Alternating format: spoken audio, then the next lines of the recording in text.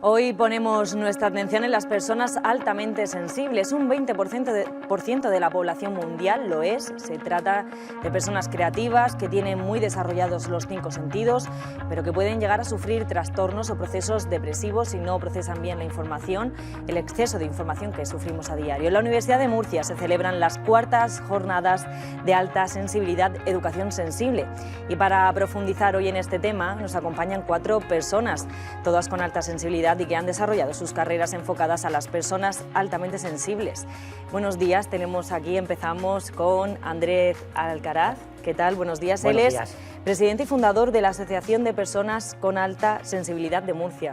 Así es. Buenos días. Muchas gracias. Nos acompaña también Encarni Rodríguez. Ella es pedagoga, trabaja en el Centro Aula Nueva de Santiago el Mayor. Hola, buenos días.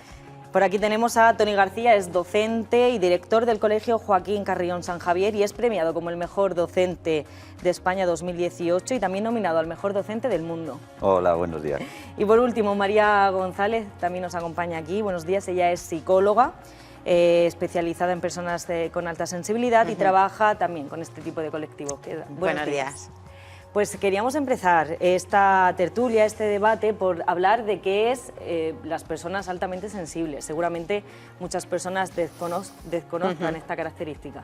Sí, la alta sensibilidad es un rasgo de personalidad que ha existido absolutamente siempre desde el principio de los tiempos. Lo que pasa es que no fue descubierto hasta los años 90 por la doctora Elia Guinarón, que también ella es altamente sensible, entonces vio que había un tipo de gente que funcionábamos un poco diferente. O sea, al final, la alta sensibilidad es una neurodivergencia, es una manera un poquito diferente de funcionar a la media, a la mayoría. Somos un 15-20% más o menos.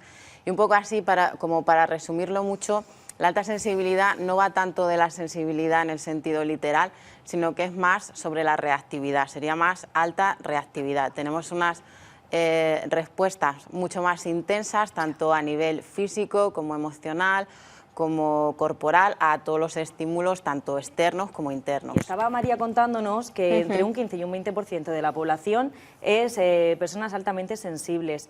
¿Dónde está el origen? ¿Cómo se detecta que una persona es altamente sensible? Vale, la alta sensibilidad, como digo, no es una patología, por lo tanto no es algo que te puedan diagnosticar, es algo que quizá te lo puede decir un psicólogo, una persona un poco formada que sepa que existe, pero sobre todo existen test, puedes hacer el test de Elia Guinarón, que es un poco como el más científico, y hay otros test en internet, y algo muy importante es identificar esa manera de ser desde que eres pequeño, o sea, leer cosas, que ya hay mucha información en internet, identificar que tú desde pequeño eres así. Pues quería abrir el debate al resto de la mesa porque según los estudios que he leído también tiene un componente genético. Se encuentra un gen en el ADN Sí. que te hace ser altamente sensible. Claro, como ha dicho mi compañera María, en principio el tema es genético, es hereditario, por lo tanto nadie puede hacerse altamente sensible en un momento determinado. Otra cosa es, como ella ha explicado bien, la hipersensibilidad. Esto ocurre en un momento puntual de alguna situación personal, trascendental que una persona pueda adquirir. Y quiero decir, intolerancia solamente pues, a productos químicos, biológicos, incluso por motivos también incluso personales, emocionalmente hablando, ¿no? Pero realmente es un rasgo genético y porque hay también desde la Universidad de Canadá un gen descrito como tal que desde el momento del nacimiento ya nos predispone a que tengamos esa alta sensibilidad por la alta percepción de las sensibilidades, de las emociones y de los inputs que recibimos siempre del exterior. Además es curioso, por lo que he podido leer y por lo que me habéis contado, de que el hemisferio derecho es el más activo en este tipo de personas. Sí, esto queda reflejado a través de imagen de resonancia magnética cerebral, queda reflejado a través de escáneres cerebrales, la neurociencia también está trabajando mucho en este ámbito. Entonces, bueno, nuestra zona derecha del cerebro, a través de todas estas investigaciones, procesa la información con más intensidad, y entonces se ven como las neuronas espejo, que son las encargadas de procesar toda esta información, a través de estos escáneres, de estas pruebas cerebrales, a través de puntitos rojos, que es la que capta toda esa información, se alojan en la parte derecha del cerebro, mientras que la parte izquierda queda como más liberada de toda esa información. Esta sería un poco la explicación más técnica y científica del procesamiento de la información. No sé si alguien quiere añadir algo más en esta mesa, si no paso a una otra pregunta. ¿Qué rasgos se presentan cuando eres una persona altamente sensible? Por ejemplo, cuéntame, Encarni. Pues mira, uno de los rasgos que se presenta es que todo lo vive más intensamente, hay una sobreestimulación. Cuando va a procesar información, la información la procesa mucho más profunda. Luego somos personas muy emocionales, las emociones las vivimos muy intensamente, ya sea la alegría, la tristeza, y otra de las características es la fuerte empatía. Sobre todo estas 4 características principales son las que podríamos decir que cumplen todas las personas con alta sensibilidad. Sí, determinan el rasgo, son las 4 características que en principio, en su origen, Elaine Aron hizo en aquellas investigaciones sobre la introversión. Ella, como casi todo lo que se descubre, no está estudiando eso concretamente, sino que ella estaba haciendo un estudio de la introversión en la Universidad de Stony Brook, en San Francisco, y ahí fue donde realmente dio con estas 4 características, que bueno, pues la llamó alta sensibilidad, pero nos gustaría dejar claro también que las siglas PAS obedecen a la traducción del libro que escribió, bueno, que es un bestseller a nivel internacional, El don de la alta sensibilidad, y se traducen como High Sensitive People, ¿no? Pero nos gustaría matizar para todos los espectadores que el rasgo se llama sensibilidad de procesamiento sensorial. Esta es la parte científica y técnica para que, bueno, pues todas las personas que nos puedan estar viendo y conozcan el rasgo, que sepan que tienen un fundamento científico, ¿vale? Que no es una moda que haya podido llegar. Sí es cierto que es una información nueva, que está llegando pues desde hace una década a España, pero en otras partes del mundo todas estas investigaciones están ya testadas, comprobadas, y bueno, con resultados científicos y de investigación muy importantes. Es que en cierta medida las siglas pueden llevar a confusión también, porque la gente dirá, yo también soy sensible, también lloro cuando veo una película, ¿no? Pero es que no se refiere a eso, por eso la traducción al español de personas con alta sensibilidad pues no acaba de definir exactamente el rasgo. El rasgo es la forma de percibir la realidad, la forma de asumir la realidad y la respuesta que da el individuo a esa realidad, menos que la sensibilidad en sí, que todos tenemos la nuestra, pero a ciertas personas que la afecta por cómo reciben la información, empatizando con esa parte que la está recibiendo. Claro, Tony, yo hoy hablaba con compañeros de aquí de la tele, de hoy vamos a hacer una mesa sobre este tema, y todos, ay, pues yo creo que soy altamente sensible. Todos creemos que podemos tener mayor sensibilidad de ese rasgo. Pero las 4 características que hemos dicho son, digamos, la base. Y además se han de cumplir las 4, es decir, bueno, pues yo siento mucha información, luego me saturo, luego, pero no tengo una sensibilidad a las sutilezas, por ejemplo, a los 5 sentidos. No, es que esto es importante que se den las 4, porque si no, sería, como ha dicho Tony, sensible, no altamente sensible. Que ahí es donde estaría un poco el punto que se matiza para definirnos un poco como alta sensibilidad. Es que es uno de los problemas principales a la hora de definir la alta sensibilidad, que la sensibilidad tal y como la conocemos sí que es una parte de ser altamente sensible, pero es una pequeña parte dentro del todo. No se puede tomar literalmente el altamente sensible. Por supuesto que dentro de la sensibilidad, como la conocemos cultural y socialmente, hay gente insensible y hay gente muy sensible. Pero la alta sensibilidad tiene más que ver con, como decimos, con la reactividad, con la intensidad con que procesas los estímulos y con los que los percibes. Hemos dicho que una de esas características es el sobreexceso de información, la saturación con toda la información que recibimos. Yo hablando con Andrés le dije, a día de hoy recibimos tantísima información, redes sociales, internet, de nuestro trabajo, correo electrónico. ¿Cómo viven en su día a día las personas PAS este sobreexceso de información? En realidad en educación tenemos un problema grave con este asunto, tenemos un problema bastante grave, porque además no es cierto que estemos recibiendo información. Estamos recibiendo titulares de información y eso no es información real. Una persona con los titulares que leemos en Twitter a lo largo del día o en un periódico digital a lo largo de un día, no estás informado de absolutamente nada. Tienes conocimientos de titulares, pero no hay información como tal. Lo que hay es un exceso de eso, de los clics, de los titulares, no un exceso de información. Al contrario, hay un defecto de información. Entonces, ese volumen constante de información que aparece cada 5 minutos en la prensa, en la radio, en las redes sociales, tienes que estar pendiente de Twitter, de Facebook, de Instagram y de todas las redes sociales que hay. Todo eso, que son 5 segundos por cada clic, suponen alrededor de 5.000 mini informaciones al día, lo cual es imposible de asumir. Incluso tú a los 5 minutos no te acuerdas ni de cuál ha sido la anterior. Entonces estamos en un proceso que esas personas, además con alta sensibilidad, pues lo viven todavía mucho peor, porque es un bombardeo constante y es una sobreestimulación a la ya de por sí sobreestimulada forma de ser. Claro, y es un poco, si me dejas apuntar, que por ahí es por donde vienen muchas de las patologías. O sea, hay una cosa que hay que dejar claro, que la alta sensibilidad no es ni una patología ni es la causa de patologías, pero sí que es un factor importante que se suma a la hora de desarrollar problemas psicológicos, sufrimiento o patologías, porque, por ejemplo, el estar crónicamente sobreestimulado, no sobreestimulado un día, sino crónicamente sobreestimulado, y además sí que hay estudios que apuntan esto, te lleva a tener depresión, porque tú sientes una sensación de indefensión aprendida, de que vas sobreviviendo, de que no puedes con todo lo que te manda el ambiente. Y entonces esto da lugar a depresión, a ansiedad, a problemas somáticos.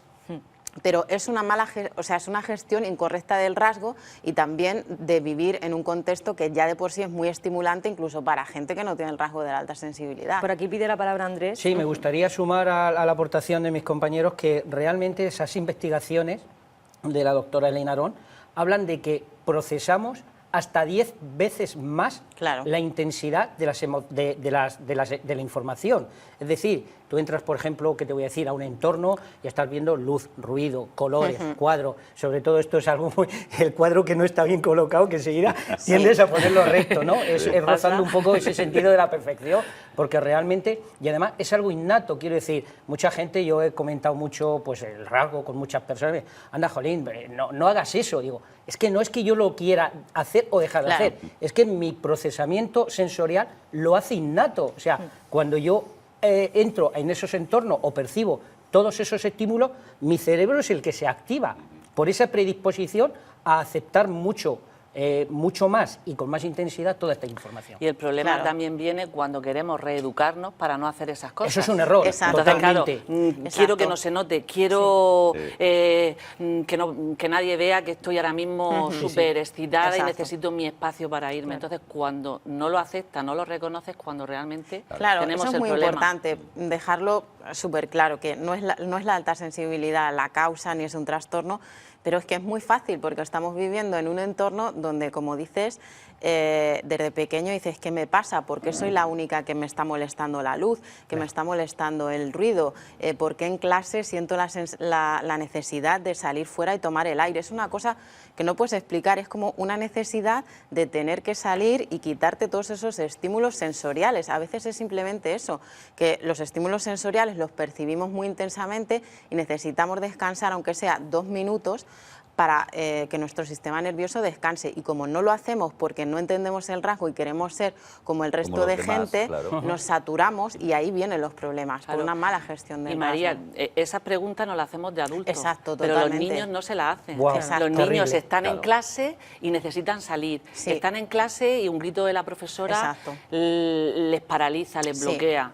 Están en clase y todo esto no se lo preguntan. Entonces, yo quiero introducir un tema aquí, que es el de si las personas con alta sensibilidad se sienten rechazadas o pueden vivir de una forma menor integrada, porque no existe una concienciación social sobre este tipo de problemas que pueden sufrir las personas altamente sensibles. Yo creo que más que rechazadas se sienten incomprendidas y la incomprensión conduce al individuo a asumir un comportamiento semejante a la masa.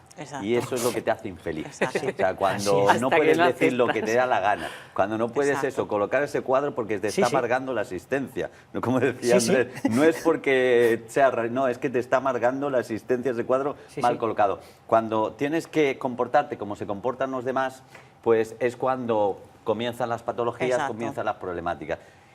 No estamos acostumbrados ya desde la escuela digamos, aceptar la individualidad de cada uno de nosotros, con sus rasgos, con sus características, con sus problemáticas, y ese es el gran problema, ¿no? Y este tipo de alumnos que encima, lo que comentaba la compañera, que estás en clase, que no entiende el profesor por qué te tienes que levantar para ir al aseo, porque en realidad no vas al aseo, vas a respirar un poco.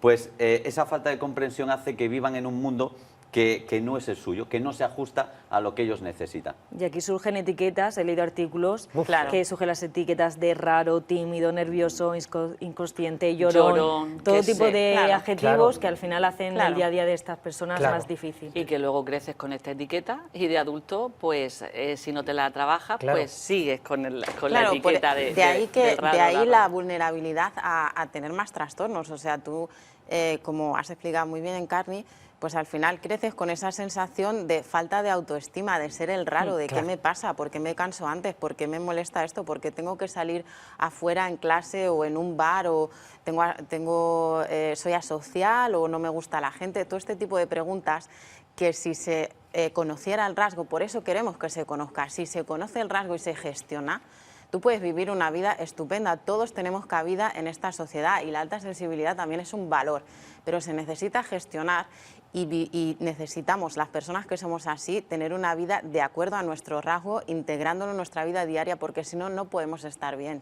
¿Y cómo podemos saber si somos una persona altamente sensible? Bueno, lo ha dicho María también, que hay unos test, aparte de toda la documentación bibliográfica que hay también en, bueno, pues en este mundo tecnológico de Internet, pero lo más importante es identificarse con las 4 características, ¿no? Con la del procesamiento sensorial de la información, con la sobreestimulación, con la fuerte emocionalidad y empatía, que ahí es uno de los más bonitos porque realmente lo habéis comentado. Siempre tendemos a ver el rasgo desde una parte de sufrimiento y negativa, y esto también es un mito. Por favor, que el rasgo, igual que podemos sentir un duelo, una pena, una tristeza, pero también sentimos la parte positiva de la alegría, de la felicidad, de los pequeños detalles, donde a lo mejor una persona no se fija, y eso también es un aliento muy importante. Entonces, en este sentido, bueno, pues existen ese test que hay que decir que no es vinculante para nada. Todos los psicólogos dicen que los test no son más que simplemente una aproximación, que luego hay que entrar en la parte ya terapéutica personal. Es una valoración. Claro, es una valoración. Pero sí que es una guía. Cuando tú haces el test de Linarón y ves que en esas 22 preguntas pues tienes un 80 o 90%, inevitablemente te estás viendo reflejada. Otra cosa es que no tengas bien la información y luego pues tengas que profundizar en la bibliografía, en el documental. Yo hace 5 años, bueno, pues a raíz de una compañera, en momentos vitales de la vida, pues me dijo: Andrés, yo creo que tú, toda tu expresión, que es esto, es un poco tu excesiva sensibilidad. Claro, me faltó tiempo para empezar a buscar, a leer, a contactar con la asociación. Es como ha dicho Toni, o sea, realmente es que a veces huimos y tenemos los problemas por lo que intentamos, no sé, cuando realmente si abrimos bueno, pues nuestra mente, nuestro corazón, es mucho más fácil de recibir la información y de aceptarla. Digo, los test no son vinculantes, pero sí son una muestra, y de todas formas también me gustaría apuntar una cosa. Habéis hablado del entorno educativo. Es que precisamente, Begoña, cuando estos niños presentan en las clases, y eso Toni, María, Encarni, desde sus profesiones educativas lo pueden constatar, a esos niños se les puede diferenciar con trastornos y con enfermedades cuando realmente no las tienen. Pongo un ejemplo: hay niños, por ejemplo, con TEA o con Asperger o con TDAH, por ejemplo, que nos vienen a la asociación los padres, las madres. Es que el profesor dice que mi niño no está atento, y luego, sin embargo, sacan unas notas sobresalientes, ¿no, Toni? O sea, un niño con un déficit de atención no puede sacar notas, es que hay incongruencia. No debería, pero sí tienen esa capacidad porque ellos asumen la información de una manera mucho más intensa, mucho más rápida. Y en cuanto la han asumido, todo lo que va después, esa media hora de explicación, les sobra. Con lo cual no les queda otro remedio que meterse en su mundo, imaginar sus cosas, etcétera, etcétera. Pero si esto no se interpreta bien, es el problema. Cuando no se conoce y no se interpreta bien, se llevan a diagnosticar patologías como el TDAH. Los problemas de, bueno, sobre todo son ansiedad, depresión. Incluso a veces se les confunde. Incluso a veces se los confunde con alumnos disruptivos, porque claro, cuando son pequeños es otra historia. Cuando un niño es altamente sensible y está en infantil de 4 años y las normas siempre han sido las mismas y la profesora por error castiga a otro alumno, a un amigo suyo, Sí. Y él sabe que ha sido injusto porque ha sido otro, su forma de reaccionar es una forma violenta porque Sí. está empatizando con una injusticia, ¿no? Claro. Y entonces, claro, él no te lo va a explicar, mira, es que resulta que no... ¿Por qué no? Porque tiene 3 años. Claro. Entonces, su forma de comportarse es de una manera agresiva, de una manera, digamos, pues un poco más violenta de lo normal porque no entiende lo que ha pasado, ¿no? Y entonces rechaza eso que ha pasado. Entonces, a veces se les confunde con alumnos disruptivos, pero no Claro. lo son. Si hay una normativa, se cumple siempre, Sí. no unas veces sí, otras veces no. Yo te quería preguntar... Bueno, Perdona. Sí. Al hilo de lo que le has dicho. Y otras veces el otro niño coge y está un buen rato llorando y entonces lo etiquetamos del llorón. Del llorón, Exacto. claro, Y también. a lo mejor lo único que está también expresando es su emoción, su Justicia también emocionalidad. por lo que ha Claro, sucedido, y a veces también, perdona, las conductas disruptivas se dan mucho por la sobreestimulación. Un niño con 4, 5, 8 años sabe que se siente muy mal, pero no sabe qué hacer con toda esa estimulación y no lo pueden explicar ni a sí mismo ni a los demás, con lo cual empieza a patalear, a llorar y a tener esas conductas que se consideran disruptivas y no se entienden. claro, tú eres docente, quería preguntarte, Sí. ¿te encuentras en tu día a día muchos casos de niños altamente sensibles o cómo detectas tú en tu aula que hay niños que puedan ser PAS? Es muy difícil porque los docentes no tenemos una formación todavía adecuada. Yo Claro. creo que en ese sentido está muy bien esta asociación porque es importante que se ponga encima de la mesa cómo detectar este tipo de alumnado. Y en el aula sí que se van detectando ciertos rasgos, ciertos comportamientos que te inducen a ver que este alumno tiene algo en particular. Y muchas veces ese algo en particular coincide con la alta sensibilidad. Y a veces no son alumnos que sean tímidos o introvertidos, a veces Sí. incluso en alumnos muy extrovertidos puede Sí. darse este rasgo, ¿no? Pero sí que te vas dando cuenta poco a poco por su comportamiento, si te fijas, que es muy difícil hoy en Sí. día en educación con la saturación de burocracia que tenemos, pero si tienes tiempo para fijarte en cómo se comporta cierto alumnado, sí que vas viendo ciertos rasgos. A lo mejor no sabes ponerle la etiqueta porque todavía no estamos formados en ese sentido, pero sí que sabemos que hay algo ahí especial. No hay formación específica. Yo te iba a preguntar, o os iba a preguntar en general sobre la educación emocional. ¿Sería obligatorio que fuese una asignatura en todos los Sí. programas de todos los niveles, desde Sí. infantil hasta la Yo ahí universidad? creo- Hasta la yo ahí creo que universidad. no. ¿No? que Yo no? como asignatura no lo creo. Bueno, no, como asignatura Claro. para llegar como asignatura no, sino incorporarlo en la vida Correcto, eso escolar. sí. De todas formas, permitidme que aporte que en la Comunidad Canaria, creo, ya en el ámbito de educativo, Sí. hay una asignatura obligatoria de educación Es un emocional. error, sigue Sí. siendo un error. Sí, porque- Bien, Tony, sí. Las cosas no se trabajan, el amor no se trabaja. Hoy vamos a hablar del amor. Correcto. No funciona así. Debe ser algo transversal que se trabaje en todas las áreas y en cualquier momento. Y que los docentes tengamos ese tiempo del currículum excesivo para decir, ha surgido un conflicto en el aula, ha surgido un conflicto en el patio, vamos a trabajar en resolverlo, educación sí. emocional. Pero como asignatura forzada a las 12 del mediodía de No, un no. jueves, no tiene absolutamente ningún En sentido. algunos colegios en Murcia creo que también se está dando Sí. un programa también como asignatura de inteligencia emocional. Pero debe ser más que asignatura, que ya digo, más Estar que en la asignatura, vida escolar, debe ser estoy de acuerdo. parte absolutamente troncal y fundamental de todas las áreas. Y eso no la puede convertir Claro, en una asignatura. claro, es que El precisamente- de lengua, el de matemáticas, Claro, el de inglés, claro. el de educación física, Claro. todos deben de estar formados para dar una buena educación Claro, emocional. Claro, pero es que eso es lo que has aportado, ¿no? Que realmente el fundamento y el objetivo de la asociación PAS Murcia va encaminado a poder informar sobre todo a los profesionales. Y esto en Carni, ella antes has comentado un asunto muy importante de cómo se detecta en el aula a los niños. Ella, Claro. primero, es una Yo lo persona tengo. altamente sensible, pero es que su nivel de empatía y su nivel de conexión con esos niños ya no es ni incluso de ella, es que esos niños empatizan con la profesora o con el docente por ese tipo de relación Correcto. de sensibilidad. Correcto. Entonces, lo importante sería que todos los profesionales en el ámbito educativo se pudiesen formar. Nosotros estamos preparando cursos formativos para padres, para docentes, a través de programas desarrollados a través de la Consejería de Educación. Hemos presentado un proyecto sobre poder y llevar el ámbito concreto de la educación, de la alta sensibilidad al sistema, porque es muy importante, como has dicho, que los profesionales conozcan esa información para no errar. No Correcto. estoy hablando de que luego los niños tengan otro tipo de comportamiento y haya que uno a uno, evidentemente, matizarlo, pero en general, si los profesionales tienen o tenéis esta información... Estábamos diciendo sobre si era necesario o no tener una asignatura obligatoria.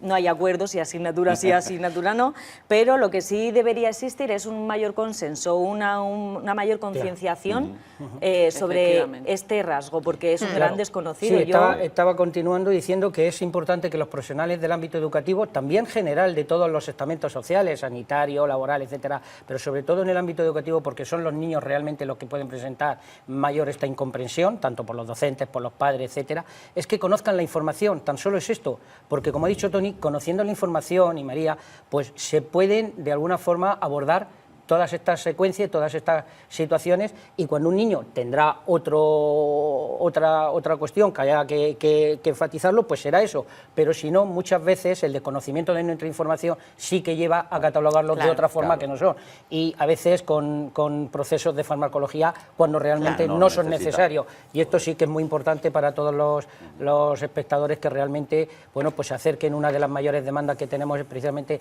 que hayan profesionales del ámbito de la psicología, de la educación, de la sanidad, que conozcan el rasgo, precisamente porque, por ejemplo, para los fármacos, una persona con alta sensibilidad pues es más propensa a tener, a lo mejor las dosis tienen que ser un poquito menor en este sentido, ¿vale? Entonces, todas estas cuestiones, teniéndolas un poquito pues más conocidas, pues siempre es mucho más fácil de poder abordarlas. Quería, porque se acaba el final de nuestro informativo, y quería ir concluyendo en algunos aspectos. Estabas diciendo lo de la medicación. Muchas veces se puede confundir la alta sensibilidad con un trastorno, pero también si no se trata puede derivar en un trastorno. Claro. ¿Cómo lo veis desde la psicología, por ejemplo, o la pedagogía? ¿Cómo lo veis? Claro, o sea, la alta sensibilidad, como decimos, no es un trastorno, pero sí que es un factor que si se dan ciertas condiciones, porque si tú tienes unas condiciones buenas no tiene por qué pasarte nada, pero si se dan ciertas condiciones sí que te puede llevar a tener más posibilidades de desarrollar una patología. Y luego, dentro de tener una patología, porque puedes ser PAS y tener ansiedad, depresión, etcétera, pero necesitas contextualizar la alta sensibilidad en tu problema, porque si no, no se va a acabar de entender. Necesitas gestionar la alta sensibilidad, porque si no, no vas a encontrar soluciones. También se puede ser PAS y ser totalmente feliz y no tener problemas. Una buena autogestión da esa... ¿Qué es lo que queremos hacer? Llegar desde la educación, que no lleguemos a tener... Claro. Por eso los docentes tienen que tener esa formación que se reclama desde aquí, para que conozcan el rasgo y que les permitan a ese tipo de alumnos ser no como realmente son. etiquetarlos malamente claro. No quería acabar esta mesa sin hablar sobre la asociación y también sobre las jornadas que se están celebrando en Murcia, para que todo el espectador que nos esté viendo tenga conciencia de que existe una asociación y que realiza una gran labor para ayudarles. Claro, precisamente nuestro mayor objetivo es la prevención y llevar toda la información a todos aquellos personas, organismos, estamentos que puedan precisar del conocimiento, ¿no? Estamos realizando estas jornadas en Murcia precisamente para poder difundir esta información. La hemos querido enfocar, como he comentado, en el ámbito educativo, porque nos parece muy importante que desde la base del conocimiento pues empiecen a adoptar y a poner todas estas medidas que hemos podido poner en común. Invitamos a todos los espectadores también a participar. Son jornadas abiertas, totalmente libres. Esta noche llevamos 2 jornadas, tanto Marisol, que fue educadora infantil, la que nos informó el lunes, ayer lo hizo Toni con una ponencia magistral, hoy le toca a María como psicóloga, sobre todo especialista en alta sensibilidad, en la biblioteca regional de aquí de Murcia. Mañana tenemos también una ponencia que es maravillosa con respecto al rasgo de la alta sensibilidad, que son las altas capacidades intelectuales. Es también un tema muy afín que se da de la mano de nuestra psicóloga Teresa Navarro. El viernes tenemos, como fruto de la creatividad, en el Aula de Cultura de Caja Murcia la colaboración de una compañera maravillosa que a través de la poesía nos va a dar también esa percepción de lo que es la creatividad y la emoción con Magdalena Sánchez Blesa. El domingo también vamos a disfrutar con Sergio Bellido, cantante murciano, que nos va a preparar un festival musical en el sur, en la Cafetería del Sur en Murcia. Y bueno, pues todos los espectadores invitados, y de verdad que las puertas de PAS Murcia las tienen abiertas de par en par y nuestros corazones también. Pues gracias, Andrés, muy interesante este programa que se está celebrando en la Universidad de Murcia. Muchas gracias, Andrés, Encarni, Toni, María, por acompañarnos hoy y por acercarnos qué son las personas altamente sensibles. Gracias. Nosotros continuamos con la información.